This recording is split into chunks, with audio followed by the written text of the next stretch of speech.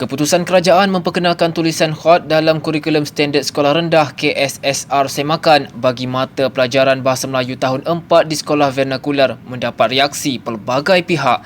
Isu ini menjadi hangat dan apabila ada kumpulan yang menentang cadangan itu meskipun pelaksanaannya bermula tahun hadapan.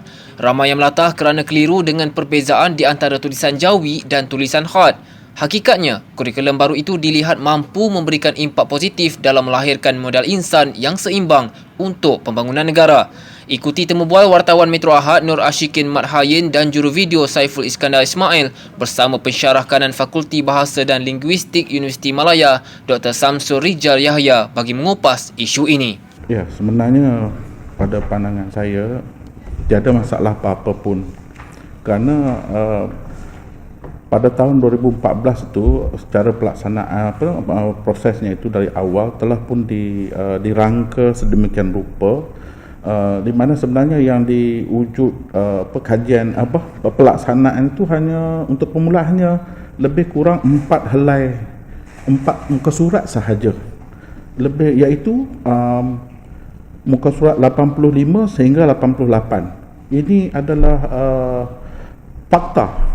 Jadi kalau nak katakan isu pembelajaran khat ini sebagai satu isu yang besar, saya rasa tak timbul masalah kerana khat itu ditakris sebagai seni, cabang seni, bukan belajar tulisan Jawi.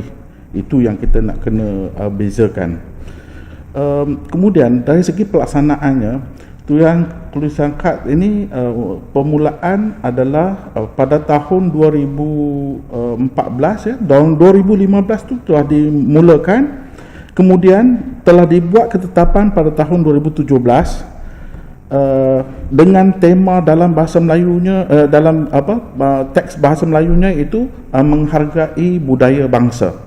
Ya, unit ke-17 seni tulisan.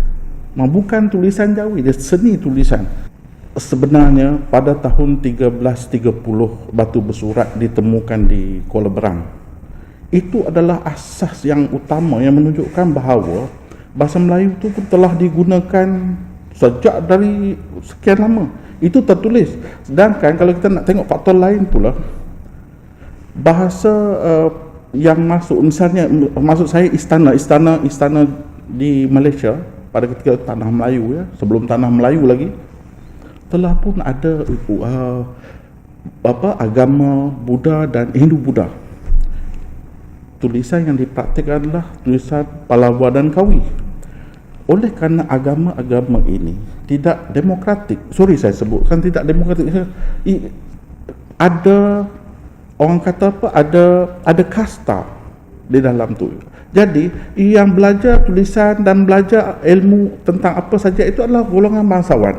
Tapi apabila Islam itu datang, Islam membawa demokrasi.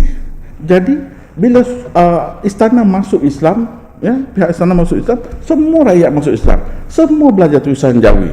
Jadi saya rasa apa masalahnya? Inilah warisan bangsa yang kita maksudkan, yang kita kena pertahankan. Bila sebut warisan bangsa, kita sebut bangsa Malaysia, bukan bangsa Melayu. Kalau ada orang sebut bangsa Melayu, itu pun saya rasa tak kena juga. Jadi bangsa Malaysia. Jadi siapa yang menjadi warga negara Malaysia, dia mesti patuh dengan keakuan ini. Ya, pada saya ada sedikit sebanyak ada permainan. Ini politik ya, biasa.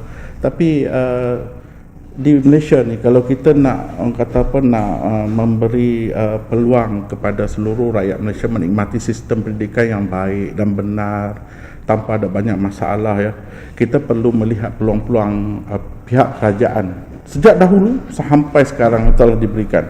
Saya nak tanyalah kepada pihak yang berkenaan, sekolah vernakular ni di mana lagi ada di dunia ni kalau bukan di Malaysia?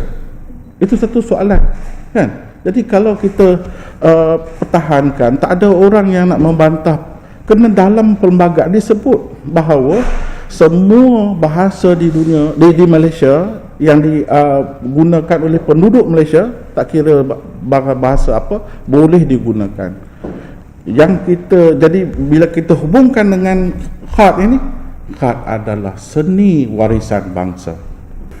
Bila kita sebut sebagai polemik ini, kena memang isu tu isu yang kata apa, semakin hit lah sekarang ya. Jadi faktor paling penting sekali ialah kita harus menghargai perbezaan. Di Malaysia ini sebagai masyarakat majmuk, kita kurang menghargai perbezaan kita. Malah kita menjadikan perbezaan kita itu sebagai punca untuk kita berbalah. Ya, sedangkan pemimpin politik kita boleh duduk semeja berbincang tentang bagaimana nak mengagihkan kek yang sudah kita sepakati.